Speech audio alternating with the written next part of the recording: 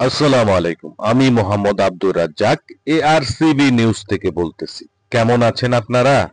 ২০০৫ সালের দিকেও ঢাকার চাঁদুরা থেকে ১০০ গজ পূর্বে অবস্থিত পল্লী বিদ্যুৎ এলাকার চিত্রটি ছিল একেবারে ভিন্ন।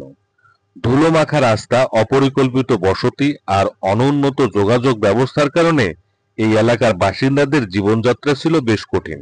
কিন্তু আজ ২০ বছর পরেও এই একই স্থানে যেন এক ভিন্ন জগতে রূপান্তরিত হয়েছে।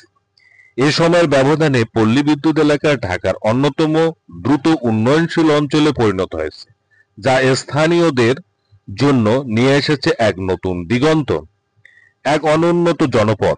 আজ থেকে ২০ বছর পূর্বে পল্লী বিদ্যুৎ এলাকার প্রধান সমস্যা ছিল অনুন্নত অবকাঠামো, সরু ও কাঁচা রাস্তা, বিদ্যুৎ ও পয় নিষ্কাশনের ব্যবস্থার অভাব এবং যাতায়াতের ভোগান্তি ছিল এখানকার নৈমিত্তিক ঘটনা। স্থানীয়দের বাজারগুলো ছিল ছোট এবং পানি সরবরাহ সীমিত। শিক্ষা প্রতিষ্ঠান ও স্বাস্থ্যসেবার সুযোগ ছিল অপ্রতুল।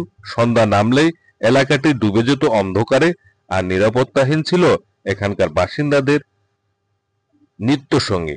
অনেক সময় এই এলাকার নাম শুনলে মানুষজন ভুরু কুঁচকাত, কারণ এর অনুন্নত অবস্থার কথা শুনলে সবাই জানা ছিল বদলে যাবে। পল্লী বিদ্যুৎ এখন গত ২ দশকে পল্লী বিদ্যুতের এখানকার চিত্র সম্পূর্ণ পাল্টে গেছে। ধন্যবাদ। ভিডিওটি ভালো লাগলে সাবস্ক্রাইব করতে ভুলবেন না যেন।